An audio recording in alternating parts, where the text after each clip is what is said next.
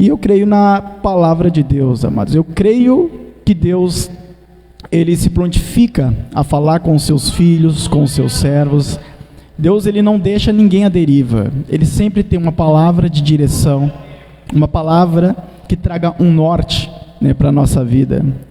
Não importa se a nossa alma está cansada, se ela está perplexa, se ela está horrorizada, não importa qual é o estado da nossa alma, o Senhor sempre tem uma palavra para cada um de nós, para que possamos seguir o trajeto pelo qual Ele escolheu e possamos ser grandemente abençoados. Então nós temos que ouvir e praticar a palavra, como ensinou nosso Senhor Jesus Cristo. Josué capítulo 4, verso de número 9, o verso que diz assim: levantou Josué também 12 pedras no meio do Jordão, no lugar onde estiveram parados os pés dos sacerdotes, que levavam a arca da aliança, e ali estão até ao dia de hoje. Uma parte que eu quero frisar deste verso está lá no início, onde diz: levantou Josué também 12 pedras no meio do Jordão. Eu quero frisar isso, no meio do Jordão. Tome seu assento, em nome de Jesus.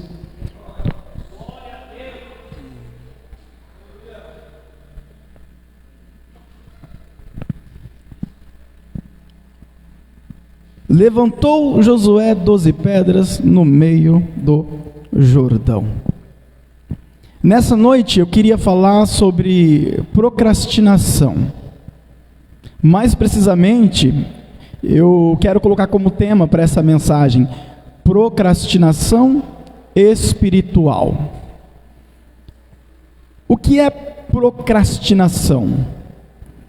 Quando você tem algo a ser feito e você decide que este algo a ser feito, que é necessário que seja feito agora, de imediato, e você decide que isso venha a ser feito posteriormente, mesmo sabendo das consequências de não fazê-lo agora, e você joga para depois, e chegando no amanhã, você joga para mais adiante ainda, e chegando para mais o futuro, e você vai e joga para mais à frente ainda. Isso é procrastinação.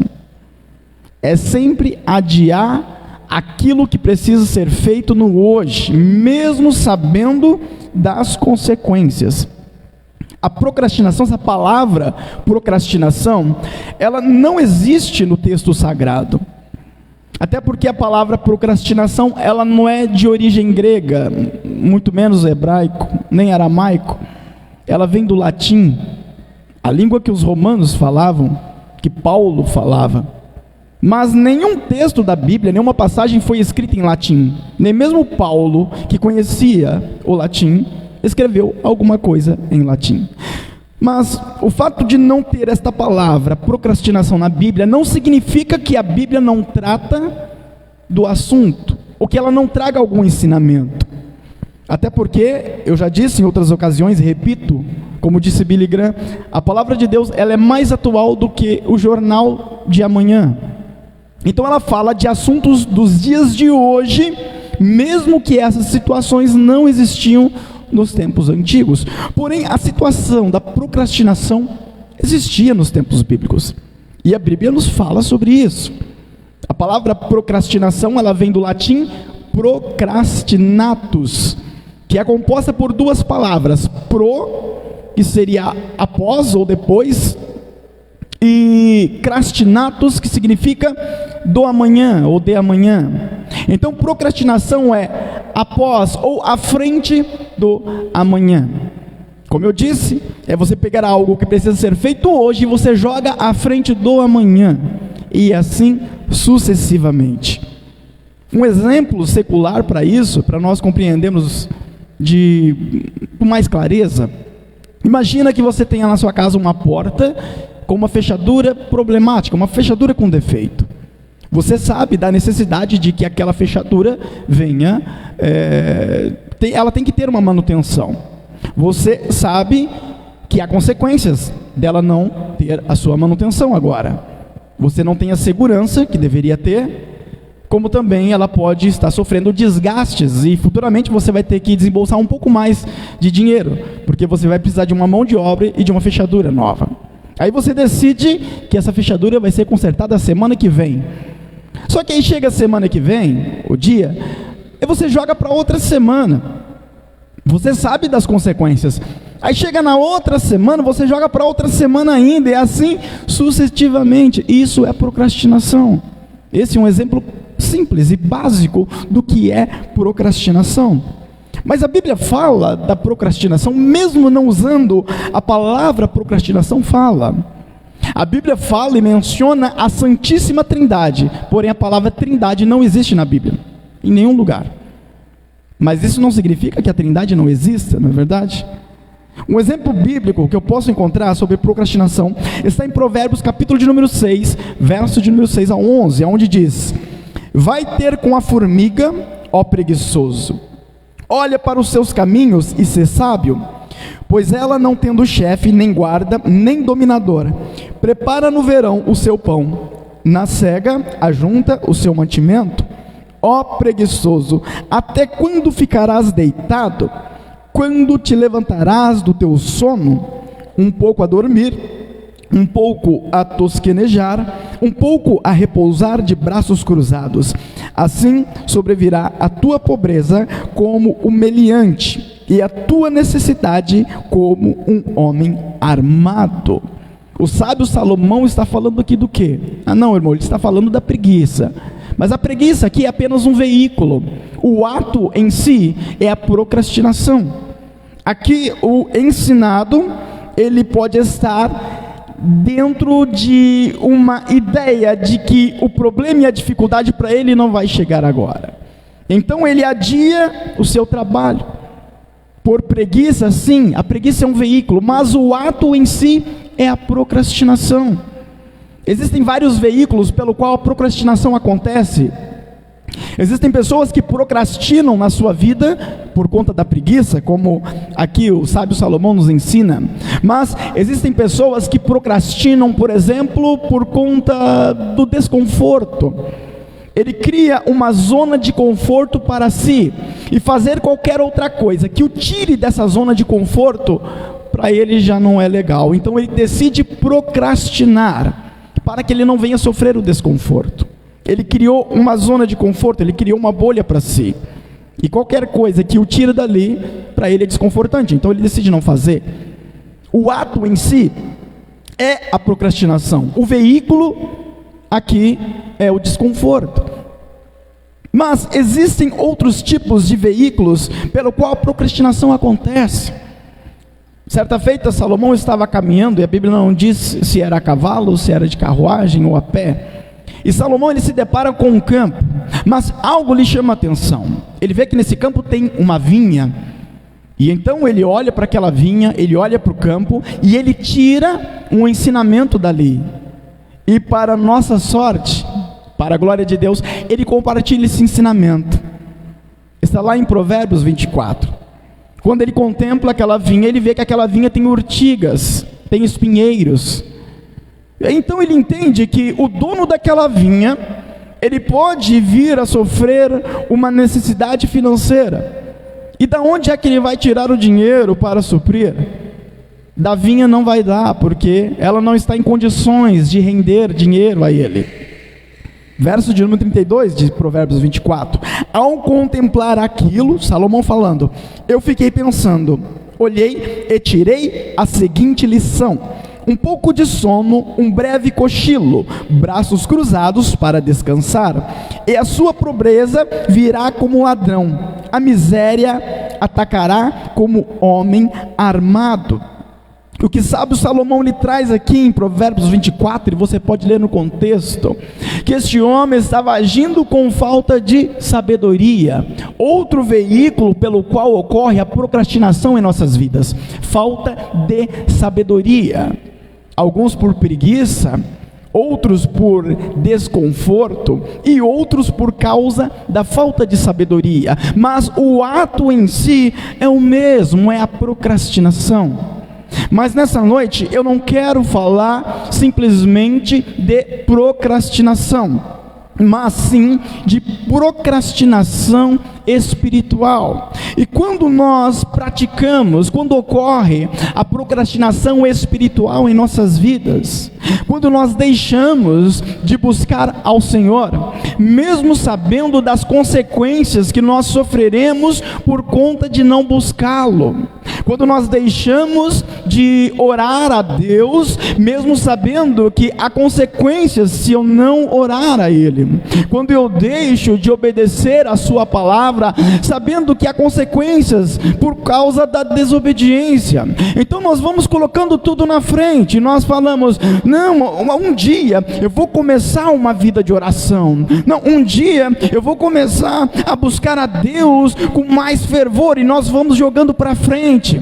Aí não, hoje eu não vou orar, mas amanhã eu vou começar, e aí a gente chega no amanhã e nós jogamos para frente de novo. Nós sempre adiamos aquilo que nós devemos fazer no hoje espiritualmente falando, achando que o amanhã nós teremos a oportunidade, quando na verdade a Bíblia nos diz que o amanhã pertence a Deus. Eu não sei o que vai acontecer, pode ser que eu esteja vivo e pode ser que não. O que eu preciso fazer espiritualmente falando, eu preciso fazer hoje, porque há um reino celestial prometido para mim e para você, e se nós procrastinarmos em nossa vida espiritual, nós podemos perdê-lo. Mas se nós nos voltarmos a Deus, e nessa noite o Senhor nos convida a voltarmos mais a Ele, então nós vamos cancelar a procrastinação na nossa vida e vamos ser abençoados, não só nessa terra, como lá no reino vindouro. Bendito seja Deus. Quantos crê nisso? Levanta sua mão e adore ao nome santo de Jesus. Aleluia. Glória a Deus. Aleluia.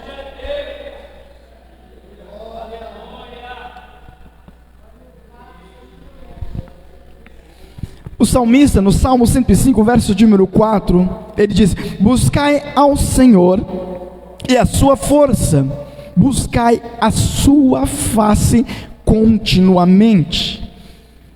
Detalhe, todas as vezes que aparece na Bíblia, buscai ao Senhor, a Bíblia nunca dá condições para nós. A Bíblia não está perguntando como você está. Ela não está perguntando se você está bravo com algo que aconteceu ou com algo que não aconteceu que você gostaria que ocorresse. A Bíblia não está perguntando se você acordou de mau humor. Ela não está perguntando se acordamos com o pé esquerdo, né, como dizem, né? Ela não está perguntando como é que está a sua despensa. Não. Ela não pergunta se você tem contas para pagar. Ela não pergunta se você está preocupado com algo, se você está doente, enfermo. Ela não está perguntando se tudo vai bem na sua vida ministerial, se tudo vai bem na sua vida conjugal, na sua vida profissional, financeira, material, emocional, psicológica. A Bíblia não está perguntando nada disso. Em nenhum momento ela diz: busque ao Senhor, independentemente de como nós nos encontramos, nosso estado de alma e de espírito. Busque ao Senhor, a Bíblia diz. E o salmista diz: buscai ao Senhor e a sua força, buscai sua face continuamente. Mas irmão, eu estou brabinho porque Jesus, ele não fez aquilo que ele prometeu. A Bíblia diz: buscai ao Senhor. Não importa se o que ele te prometeu ainda não aconteceu, a Bíblia diz: buscai ao Senhor. Tem um salmos bem conhecido pela igreja, lá Salmo de número 91, né, o primeiro verso diz, o primeiro verso do Salmos 91, aquele que habita no esconderijo do Altíssimo, a sombra do Onipotente descansará. E é um verso tão bonito, né, maravilhoso. Nossa, aquele que habita no esconderijo do Altíssimo. Só que nós não paramos para pensar e raciocinar que aquele que habita no esconderijo do Altíssimo não é qualquer pessoa, é aquele que está permanentemente no esconderijo do Altíssimo. A Bíblia não diz aquele que passa por ali um pouquinho e sai, não. A Bíblia não está falando de alguém que está no esconderijo do Altíssimo só nos cultos de domingo, de quarta, de quinta ou de sexta. A Bíblia não diz isso. A Bíblia diz aquele que habita, que está permanentemente no esconderijo do Altíssimo. Ela diz: a sombra do Onipotente descansará. Só que a Bíblia não está prometendo que vai ter sombra todos os dias. Ela diz que você vai descansar na sombra, mas ela não diz quando. E o grande mal nosso é que nós procuramos habitar no esconderijo do Altíssimo. Isso nós fazemos buscando ao Senhor. Qual é o esconderijo do Altíssimo? Vamos entender aqui teologicamente. Jesus Cristo é o esconderijo do Altíssimo. Paulo diz que nós estamos guardados aonde? Em Cristo. Cristo é o esconderijo do Altíssimo. O maligno não nos toca, Paulo diz isso. Então nós estamos em Cristo, vivendo o Evangelho, obedecendo a palavra. Então nós estamos no esconderijo do Altíssimo. Só que às vezes ocorre de nós não encontrarmos a sombra do Onipotente. Sabe por quê? Porque Deus quer assim. E às vezes Ele retira a sua sombra de sobre nós. Entenda, a sombra do Onipotente são as bênçãos dEle. E o esconderijo do Altíssimo é Jesus Cristo. Mas às vezes nós estamos no esconderijo e não vemos sombra. O que nós fazemos? Nós saímos do esconderijo, porque lá não tem a sombra. Só que Deus não está nos chamando para a sombra, Ele está nos chamando para o esconderijo. Porque a salvação e a libertação, o livramento está no esconderijo, não na sombra. Porque quando Ele fala sobre a sombra, Ele fala sobre descanso.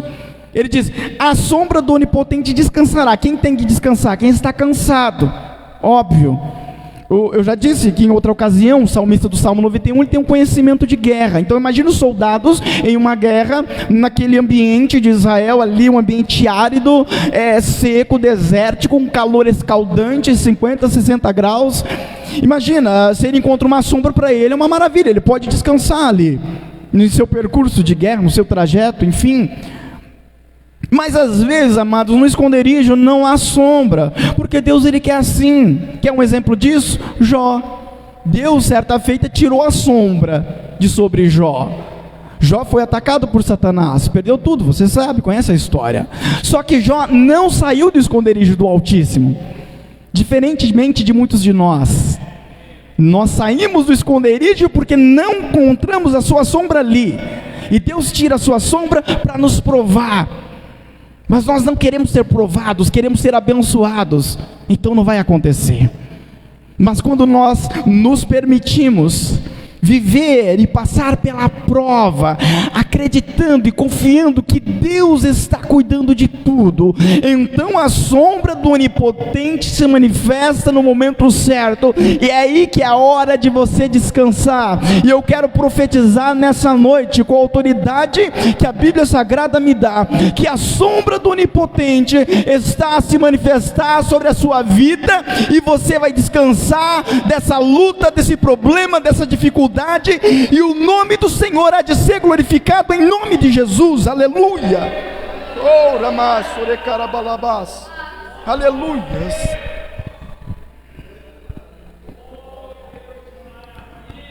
Isaías, no capítulo 40, verso 30 e 31, verso tão bem conhecido pela igreja, ele diz: os jovens se cansarão e se fatigarão, e os moços certamente cairão, mas os que esperam no Senhor renovarão as forças, subirão com asas como águias, correrão e não se cansarão, caminharão e não se fadigarão. Esse é o verso, a passagem, uma promessa para aqueles que esperam em Deus. Eu te digo, espera no esconderijo do Altíssimo, que em breve a sombra do Onipotente vai se manifestar na sua vida. Aleluia, glória a Deus. E o salmista, o profeta, que ele fala sobre águia, né? Renovarão suas forças, subirão com asas como águia. E nós sabemos que a águia é a única ave capaz de sobrevoar por sobre a tempestade. E se nós espiritualizarmos este verso, e devemos, porque ele é espiritual, nós vamos entender que os que esperam no Senhor, eles vão sobrevoar sobre a tempestade. A tempestade não te fará dano, porque você esperou no Senhor, meu querido. Olha só que promessa maravilhosa. Ainda diz que os jovens, eles correrão e não se cansarão. Os jovens, eles se cansarão e se fadigarão, mas os que esperam no Senhor, esses não se fadigarão, eles não se cansarão. Quando fala de correrão e não se cansarão, aqui pode estar fazendo uma alusão aos jovens corredores dos tempos bíblicos. Quem eram os jovens corredores? Eram os portadores de notícia. Acontecia a guerra, alguma coisa, e tinha ali alguém que corria, que tinha já este ofício de levar uma notícia. E ele corria mais do que qualquer outra pessoa, ele era treinado para isso. Eram os jovens corredores. Isso ocorria de acordo com a necessidade. Então, o jovem corredor não corria à toa. Eu vou correr ali para perguntar a hora. Não. Ele ia para levar uma notícia vinculado à guerra, vinculado ali a uma vitória, ou quem sabe algo que os espias ali conseguiram subtrair de informação do exército adversário. Enfim, era por necessidade, era uma extrema necessidade. E se nós olharmos para este texto, correrão e não se cansarão, nós podemos dizer que você vai viver uma vida em que você vai ter a necessidade de fazer algo, mas você não vai se cansar quando você for colocar aquilo em prática. Sabe por quê? Porque você esperou no Senhor. Então, durante a luta, durante a dificuldade, pode vir a canseira? Pode, mas espiritualmente falando, o Senhor Deus é aquele que renova as nossas forças. Correrão e não se cansarão, bendito seja Deus. Caminharão e não se fatigarão. Os viajantes, os mercadores, os trabalhadores e até mesmo os pastores de ovelha, nos tempos bíblicos o caminhar era uma coisa tão comum. Hoje caiu em desuso, né? A maioria de bicicleta, outros de moto, carro, enfim, alguns ainda caminham, mas na época era só assim, principalmente para os mais pobres, né? Tinha lá os animais, tinha, mas em determinadas condições tinha que descer do animal, principalmente se o animal tivesse em um trajeto perigosíssimo para ele. Então precisava que o camarada descesse e guiasse o animal ali, dependendo da situação. Isso ocorria, por exemplo, com as ovelhas no Vale da Sombra da Morte, que eu já ministrei aqui. Um percurso de desfiladeiro, escorregadio, enfim. Era necessário caminhar, e os pastores caminhavam quilômetros, os mercadores ali, os trabalhadores, viajantes. E aqui o texto diz: caminharão e não se cansarão. É o trajeto da nossa vida espiritual, meu querido. Você não vai se cansar por estar buscando a Cristo Jesus, não. Muitas das vezes nós nos cansamos psicologicamente, nos cansamos fisicamente, nos cansamos emocionalmente, mas espiritualmente o Senhor Deus prometeu: eu renovo as suas forças porque você esperou em mim. Não haverá canseiro espiritual para aqueles que esperam no Senhor.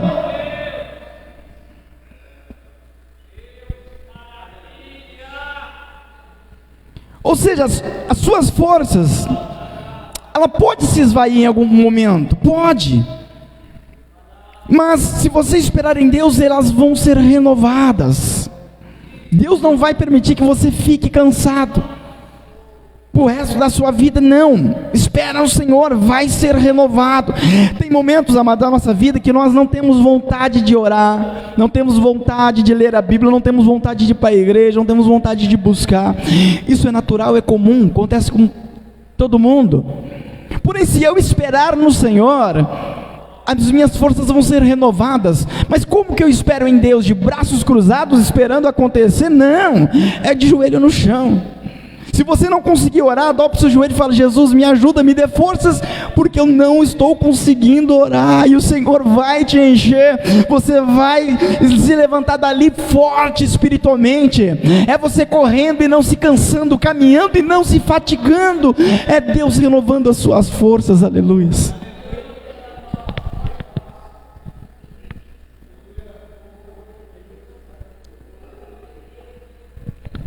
E esse é um dos motivos da procrastinação em nossas vidas.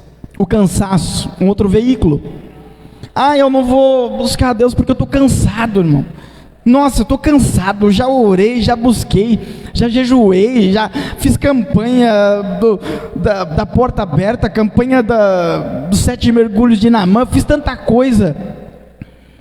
Mas às vezes nós nos esquecemos do principal. O que é o principal? É uma coisa tão simples, meu querido, tão simples.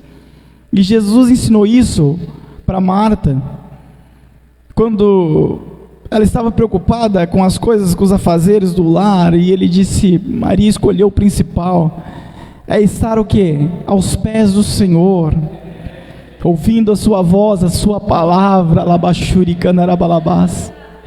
Amado, coisa mais linda, maravilhosa, é quando nós nos colocamos aos pés do Senhor, e nós não conseguimos orar por causa da luta, da dificuldade, aquele aperto, e nós mesmo assim nos colocamos ali diante do Senhor, e de repente Deus começa a falar conosco, através da palavra que habita em nós, e Deus começa a ministrar em nosso coração.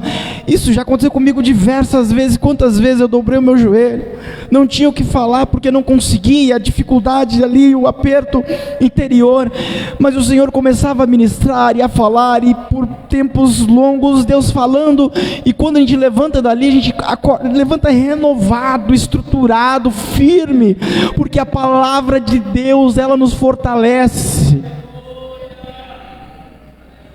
Escolha a melhor parte, fuja da procrastinação espiritual. Ela é um grande vilão na sua vida, e ela te engana. Ela te diz para não fazer isso hoje, porque não tem problema, que você pode fazer amanhã. Isso é uma enganação de Satanás. Ela está te enganando. Você está correndo o risco de perder a sua salvação, de perder a sua bênção, de perder o seu milagre.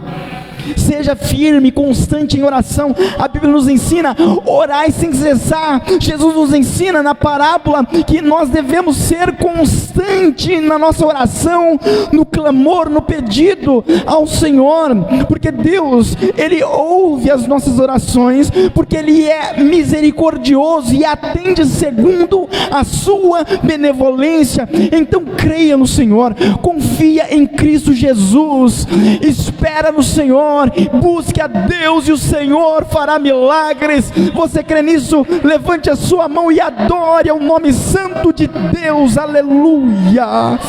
Ora managasuri karabalamas. Aleluia. Deus de poder e glória. Aleluias, aleluias. O sábio Salomão disse que há tempo para tudo, e o seu tempo pode ter chegado hoje, meu querido. Então não deixe Satanás roubar a tua bênção. Não. Busque a Deus, foque em Cristo, faça como Paulo disse: olha somente para Jesus, autor e consumador na nossa fé. Não tem como nós nos desviarmos se o nosso olhar estiver em Cristo Jesus. Aleluia. Certa feita Jesus disse que Ele seria levantado na cruz, assim como a serpente foi levantada no deserto. Todos aqueles que olhavam para a serpente eram curados. O Senhor Jesus é aquele que nos cura, não só da nossa vida, da nossa saúde física, mas também emocional, espiritual, na nossa alma, nos nossos sentimentos, no nosso coração, na nossa psique, no nosso interior. O nosso Cristo, Ele tem a palavra que penetra juntas e medulas, é apta para discernir os pensamentos, as intenções do coração. Então busque a palavra de Deus e seja abençoado em nome de Jesus. Aleluia.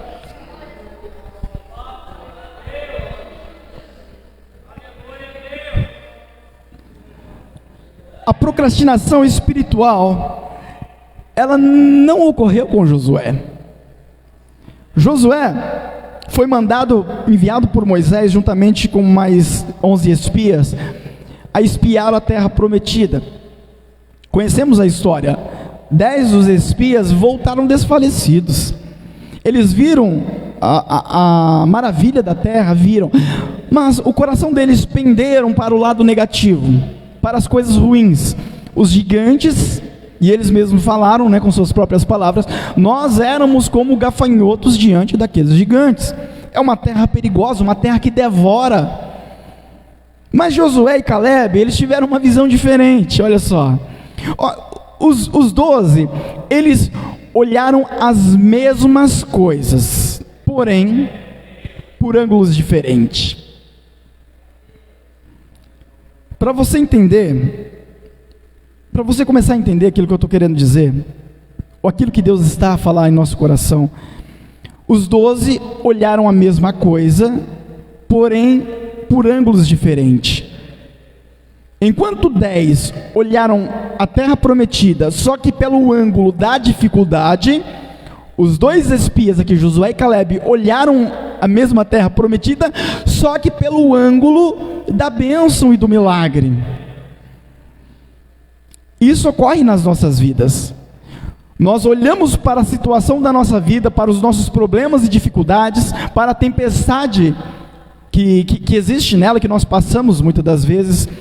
Só que às vezes nós olhamos pelo ângulo da dificuldade, pelo ângulo do problema, pelo ângulo das impossibilidades. Só que quando eu espero no Senhor, a Bíblia, ela me convida e me conduz a olhar por um ângulo diferente. E eu começo a olhar pelo ângulo do milagre de Deus, do agir do Senhor, da misericórdia manifesta de Deus. Nós temos o hábito de passar por problemas e começar a esmorecer, porque, poxa, quem quer passar por problema? Ninguém. E a luta, ela não avisa que ela vai chegar, ela não bate na porta dizendo, é o seguinte, amanhã eu passo na sua casa. Não é assim. Ela chega no momento em que ninguém espera. Então, é difícil, de fato é. Mas, quando eu estou embasado nas Escrituras Sagradas, nós vamos olhar para a luta e entender que aquilo foi permissão de Deus, segundo o seu propósito, para algo que Ele está fazendo que nós não sabemos. E que na hora certa, Deus Ele vai se revelar em meio à tempestade, tudo vai se sanar, e eu vou sair abençoado e com a vitória nas mãos. Olha só que maravilha. A Bíblia nos convida a olhar por esse ângulo. Você lembra de Davi? Tão remoto este exemplo. Enquanto todo o exército do rei Saul olhava pelo ângulo da impossibilidade, é um gigante, tem espada, tem escudo, tem lança, tem armadura, escudeiro, não dá para vencer. Davi olhou pelo ângulo da possibilidade do milagre. Falou, não, mas ele não está afrontando o povo em si, ele está afrontando a Deus. Olha só, o ângulo de visão de Davi totalmente diferente do resto do exército. Detalhe, o exército tinha experiência, Davi não tinha de guerra. A experiência cristã, a maturidade cristã, nem sempre vai te salvar e te conduzir pelo bom caminho. Mas a palavra de Deus, meu querido, independentemente se você é um neófito, um novato na fé, que se batizou ontem, ou um cristão já de 10, 20, 30, 40 anos de experiência com Deus, se você estiver embasado na palavra, você vai olhar sempre pelo ângulo que Davi olhou, da possibilidade de um milagre acontecer, porque o nosso Deus é Deus todo-poderoso, aleluia.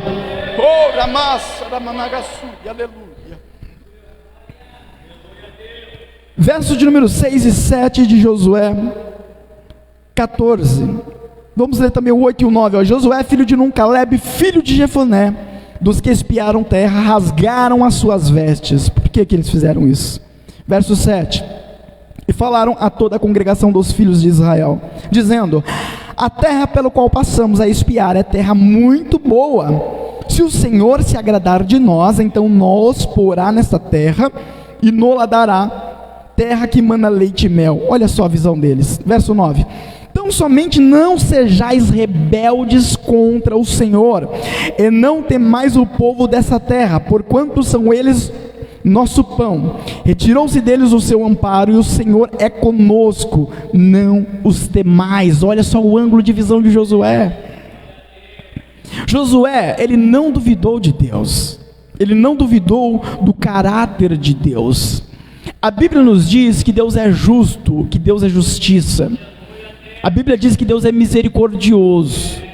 A Bíblia diz que Deus, Ele nos ouve, que Ele atende o clamor dos seus filhos, aqueles que esperam nele. Nós lemos aqui, Ele renova as nossas forças. Quando nós duvidamos disso, nós estamos duvidando do caráter de Deus. É a mesma coisa de nós dizermos indiretamente: Deus, você é um mau caráter, porque eu estou passando por luta e o Senhor não vai me ajudar, porque eu estou necessitando de algo e o Senhor não vai fazer, porque eu estou orando e o Senhor não está me ouvindo. Indiretamente nós estamos dizendo que Deus é um mau caráter, e Deus não é, porque tudo que Ele prometeu na palavra, Ele não é homem para que minta, e nem filho do homem para que se arrependa. Josué não duvidou do caráter de Deus. Deus disse: a terra prometida é de vocês, vocês vão lá, vão tomar ela, eu sou com vocês, e ponto. Aí os 10 espias olharam a terra e falaram: não, Deus é um mau caráter. Indiretamente eles estavam dizendo isso, porque Deus prometeu uma coisa para nós que não vai acontecer. Nós vamos ser destruídos e mortos naquela terra. Deus agiu com um mau caratismo, Ele mentiu para nós. Indiretamente eles estão falando isso. Aí Josué vem e diz: olha, não sejais rebeldes contra o Senhor. Você notou o peso disso? Quando eu duvido de Deus e afasto essas verdades da Bíblia Sagrada, como se fosse uma mentira e que Deus não está ouvindo minha oração, que Ele não vai me atender, que eu vou afundar no mar tenebroso, eu estou agindo rebeldemente para com Deus, colocando Deus como um mau caráter, como um mentiroso, e Deus não é. E eu te digo, tudo que Deus te prometeu, na hora e no momento certo, vai acontecer. Não duvide das promessas de Deus. Não duvide de quando você dobrou seus joelhos, orou e sentiu que o Senhor estava ouvindo e atendendo o seu clamor. Não duvide, porque Deus, Ele faz. Porém, nós temos que permanecer na posição que Ele quer que permaneçamos. Você não vai ser abençoado se você sair debaixo da nuvem, se você sair debaixo da coluna de fogo, você não vai. O deserto vai te matar. Se você voltar para o Egito, você vai voltar a ser escravo. Mas se você permanecer na direção de Deus, quando a nuvem sair, você sai, quando ela parar, você para. É Deus te guiando, meu querido, e você vai ser abençoado, em nome de Jesus. Glorifique a Deus nessa noite, porque Ele é maravilhoso, aleluia. Oh, glória a Deus.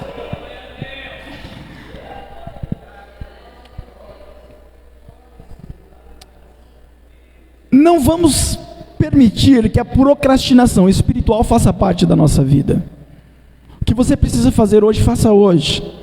Você tem uma necessidade, uma dificuldade, um problema, ora hoje, não deixa para amanhã não. Amanhã cedo, eu vou acordar amanhã de madrugada. Não, faz hoje, por que não? E faz amanhã também, por que não? Não deixa para depois as coisas que precisam ser feitas hoje.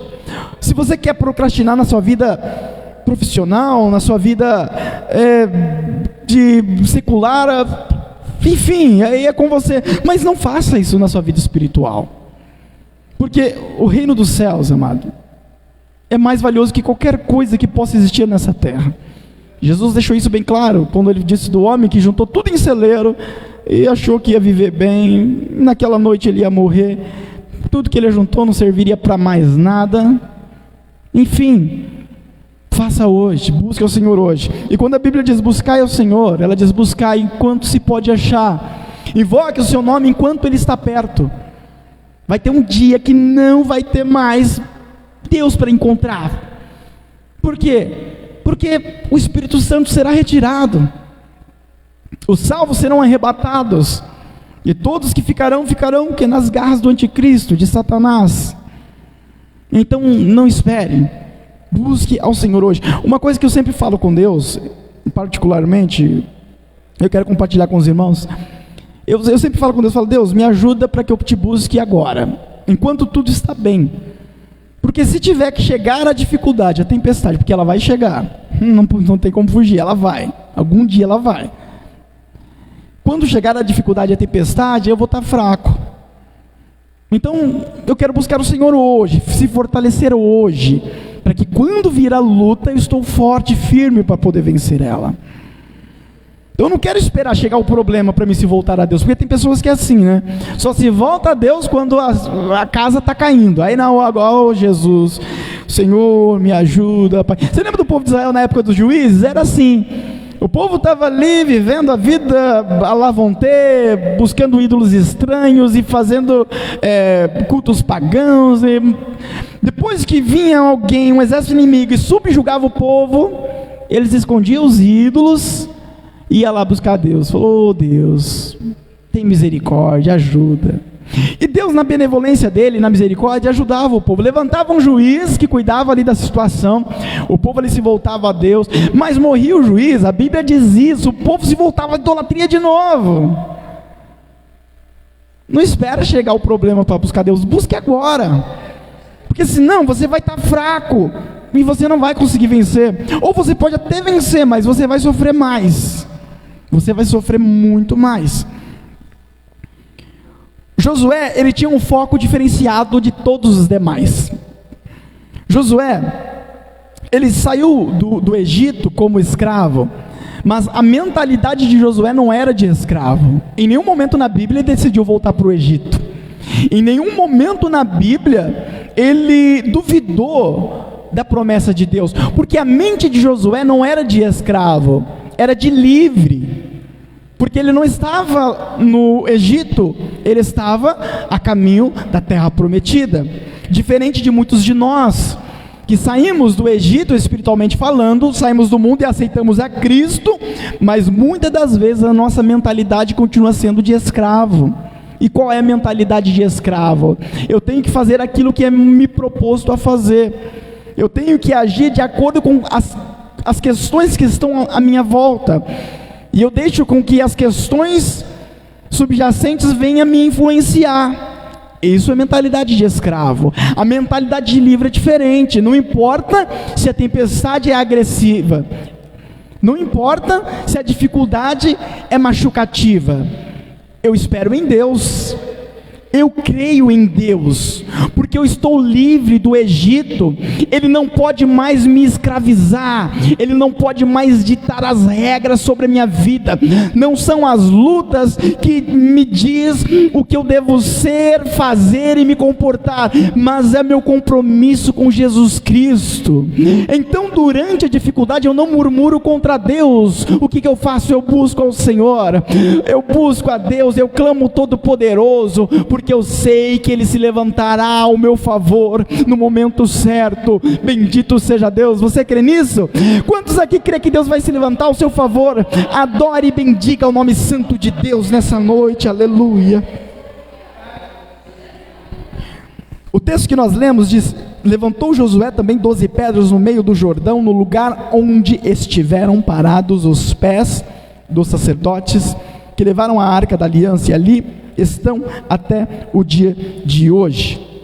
E eu frisei aqui, quando fiz a leitura, que Josué levantou as 12 pedras no meio do Jordão. Vamos entender o contexto. Deus falou com Josué: vocês vão precisar passar pelo rio Jordão. Quando vocês forem passar, os pés dos sacerdotes molharem nas águas, com a arca do concerto, o rio Jordão vai se abrir. Os sacerdotes pararão no meio, vocês passam, posteriormente, a hora que eles passarem, então as águas vão voltar ao normal, e foi isso que aconteceu. Eles estavam indo para Jericó, o Jordão estava na sua época de cheia. Tem uma época do ano, desde os tempos bíblicos, que o Jordão ele fica tão cheio que as águas começam a transbordar, né, pelas bordas ali, as ribanceiras, é impossível passar. Você lembra que quando a capa de Elias abriu o rio Jordão, aliás Deus, né, através da capa, era o momento de cheia. É o mesmo momento aqui de Josué. Você lembra quando Jesus disse: ore para que a sua fuga não aconteça no inverno? Jesus está falando a respeito do levante do anticristo, e o problema da fuga acontecer no inverno é que no inverno, o Jordão ele entra em um período de cheia que não tem como atravessar, e todos aqueles que estiverem em Israel, ali no levante do anticristo, eles não conseguirão fugir dali por conta da cheia do Jordão. É disso que Jesus estava falando. Então o Jordão estava cheio naquela época, naquele dia, mas o Jordão ia se abrir, e foi isso que aconteceu. Os sacerdotes entraram ali na água, e quando eles molharam os pés, as águas se abriram. O povo passou a seco. Josué falou para o povo: olha, cada um pega uma pedra. Escolheu 12 pessoas de cada um de uma tribo, e leva lá para sua barraca, leva lá para sua casa. Por quê? Porque quando seus filhos perguntarem, pai, o que é essa pedra? E você vai ensinar ele, e vai dizer, olha, essa pedra é de quando nós entramos no Jordão, a arca entrou ali com os sacerdotes, o Jordão se abriu, nós passamos, fomos para Jericó, aí já emenda, né, na história de Jericó, em que eles circularam Jericó, e nós conhecemos a história, as muralhas caíram. Então, note que Deus, Ele se preocupa, né, com o nosso conhecimento, aprendizado, ensinamento, e esse era o objetivo das 12 pedras. Porém, Josué, ele teve uma outra ideia. Não foi Deus que pediu para Josué. E o texto diz que Josué, ele parou ali no meio do Jordão e ele pegou 12 pedras e ele ergueu as 12 pedras em memorial no meio do Jordão. Detalhe: as águas do Jordão iam voltar ao normal, e as pedras, elas seriam cobertas pelas águas. O memorial, para quem não se lembra, ele funcionava para ser literalmente memorial. Então, quando tinha um acordo, e na época não tinha ali uma câmera para filmar, não tinha ali alguma coisa, um documento para assinar, então eles levantavam pedras como memorial. Aquilo ali era um memorial que é de um acordo feito entre as partes, dizendo, olha, o terreno foi vendido para você e está aqui a prova, é o memorial. Por exemplo, o que Josué está fazendo é isso. Ele está erguendo um memorial para que sirva como uma lembrança do que Deus fez naquele dia. Só que um detalhe: as águas do Jordão iam cobrir de novo. Aí eu pergunto, que raios de pensamento Josué teve de fazer um memorial no meio das águas que seriam cobertas, que cobririam as pedras? Não faz sentido nenhum, porque nenhuma pessoa enxergaria aquilo. Todo mundo ia ver a água, mas não ia ver o memorial. É aí que eu passo a entender espiritualmente que Josué, ele não está erguendo um memorial para as pessoas verem, mas é para que Deus veja. É algo para que Deus contemple. Tem coisas das nossas vidas que as pessoas não vão ver. As pessoas não vão ver as suas lágrimas, elas não vão ver os seus choros, muitas das vezes não. A sua dor, as pessoas não conhecem, elas não vão contemplar. E nem se você expressar por palavras, elas vão te entender. Mas Deus, Ele conhece.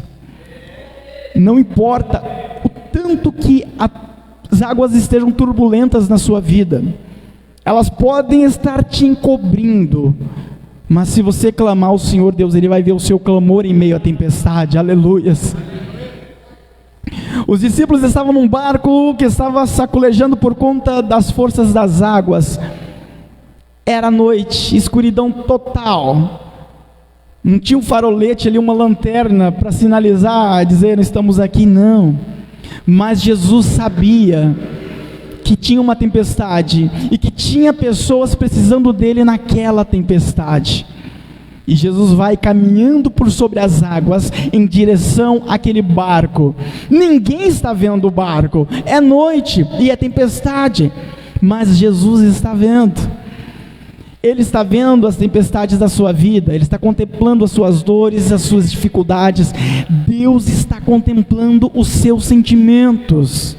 Então não procrastine na sua vida espiritual, clame ao Senhor, porque há benefícios de lutar contra a procrastinação. E como eu faço isso? Buscando a Deus, joelho no chão, clamando: Senhor, me ajuda, porque eu não consigo. Mas o Senhor pegar pela tua mão, pegar na minha mão, Deus, poxa, eu vou longe, Pai, eu vou longe, mas eu preciso do Senhor na minha vida, eu preciso da tua força, eu preciso do teu agir, eu necessito do Senhor. Sabe o que os pastores de ovelhas faziam com as mais pequenininhas ali, que cansavam de caminhar, ou às vezes estavam machucados? Eles pegavam literalmente ela no colo. Você lembra do profeta quando ele diz: quando passares pelas águas, elas não te submergirão? Ali é uma conotação, uma alusão aos pastores de ovelhas, que quando ia atravessar as águas, as ovelhinhas menores, elas poderiam se afogar, porque elas são menores. As grandes passavam com o focinho levantado, né, nas águas mais tranquilas, porque eles não atravessavam águas turbulentas, mas elas passavam com o focinho levantado, mas as ovelhinhas pequenas não dava, elas poderiam se afogar, e o pastor ia pegando elas no colo, e passava pelas águas, e elas não submergiam os menorzinhos. O Senhor Deus, Ele vai te pegar no colo se for preciso, meu querido. Ele vai. É bíblico isso. Mas você não pode procrastinar na sua vida espiritual. Você não pode deixar de buscar a Deus, independentemente das condições. Não deixe de clamar ao Senhor. Eu disse e repito nessa noite, quando a Bíblia nos convida a buscar a Deus, ela não pergunta como está o seu coração, ela diz: busque ao Senhor. Mas eu estou magoado, busque ao Senhor.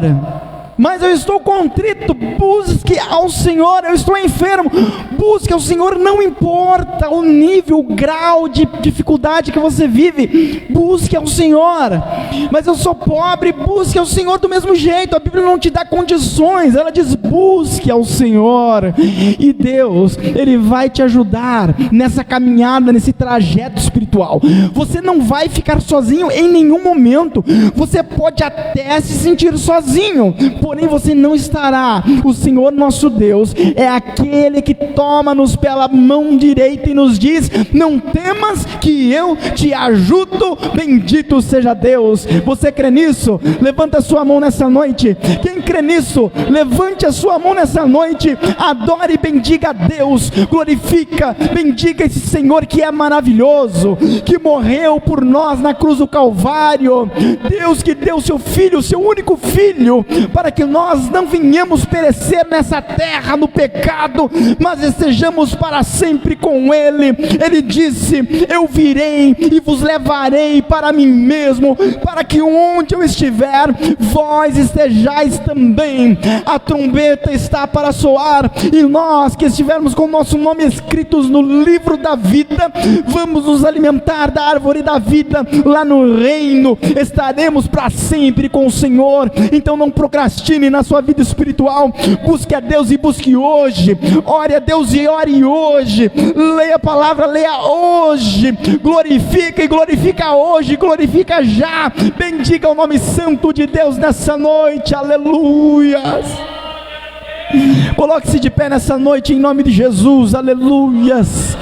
Coloque-se de pé nessa noite, feche seus olhos. Senhor Deus, o Senhor é maravilhoso, ó Pai. Não existe, Senhor, quem possa fazer um milagre a não ser o Senhor em nossas vidas.